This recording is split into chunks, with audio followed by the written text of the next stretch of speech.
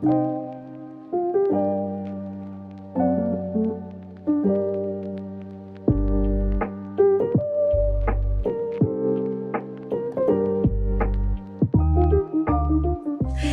everyone, and welcome back to another Backstage studio with EMU Theater.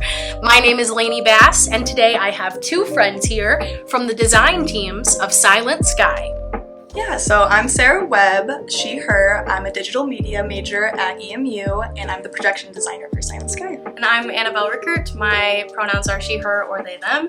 I'm a women and gender studies major, and I'm the sound designer for Silent Sky. Thank you so much for being here today, friends. So this far into the design process, what exactly have you two been working on? So part of the interesting thing for this production is when we purchased the licensing for this show, we had to purchase and we were required to use original music that was written by a composer specifically for the show. So even though I didn't write most of the music for this show, I still got to add in some extra flavor and sound effects that kind of made it my style rather than just this composer's. So that was a super fun challenge to kind of work with.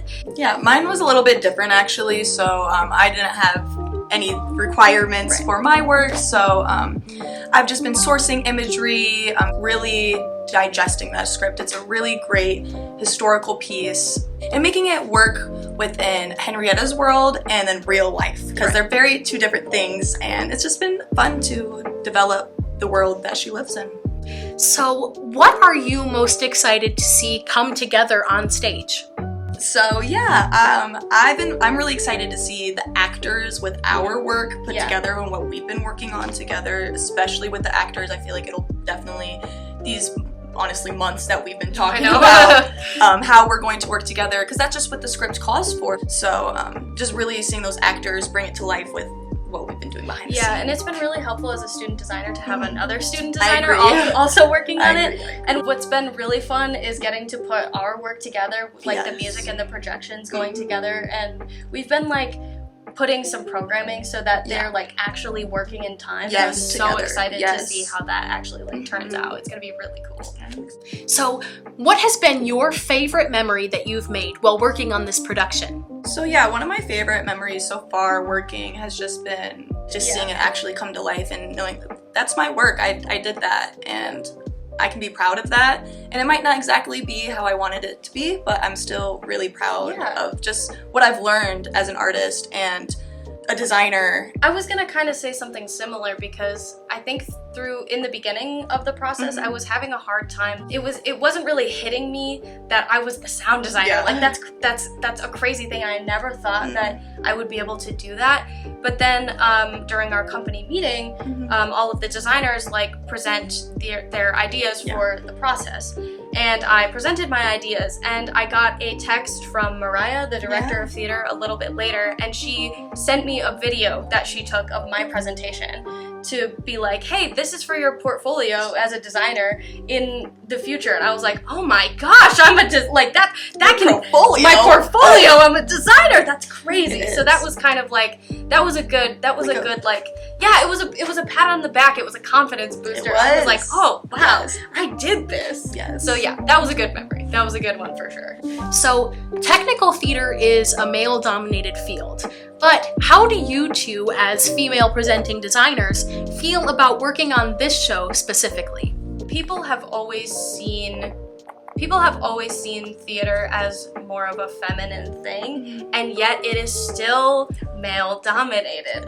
So it's a double-edged sword almost, but I think that's what I really like about this show, is that even though she's struggling with all of these men telling her what she can and can't do, she's still overcoming that, and she's still one of the most influential astronomers ever. And that's so inspiring to me, because there's even a line in the show where they say I thought to write classical music you had to be male, but this woman is writing incredible pieces of music that leads to discovery about space, and that's so cool. That's so inspiring to me. And I kind of find myself relating to Henrietta a lot, just because this is my first main stage design, and I'm discovering a lot at the same time about myself. Absolutely. And just for me, the world of projection design and what that means to me. And I know Henrietta fosters a lot of that energy in her own mind, especially, you know, with her hearing disability and whatnot. I just feel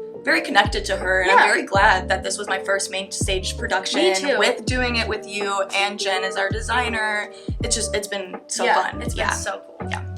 I think my favorite scene where my design like really shines through, there's several scenes in which the characters are on an ocean liner, like a ship in the middle of the ocean. And I've had a lot of fun putting together soundscapes for this kind of moment, and my favorite one is the very first one, when Henrietta and Peter are dreaming that they're on a ship together, and they're dancing, and there's seagulls, and there's waves, there's beautiful music, and there's a whistle in the background. It's just, I'm very proud of what I put together with that. So I think that's probably my favorite one. Yeah. For me personally, it's the last scene. Oh, yes. We get to travel into the future a little bit and see what her discovery has led to after her time. And for me as a designer, I've got to mess around with a lot of blend modes and a lot of transitions and panning and all this fun stuff that I haven't really got to do as much as I wanted throughout the play, because the play just doesn't call for it. It doesn't need it, and that's totally okay, but I'm glad I got a little scene in there to really kind of show myself as a programmer and a designer at the same time. Absolutely. So that's my favorite scene. Thank you so much for being here today, friends. You all can catch Silent Sky playing November 21st, 22nd, and 23rd at 7 p.m. and November 23rd and 24th at 2 p.m. in the Legacy Theater. We hope to see you there.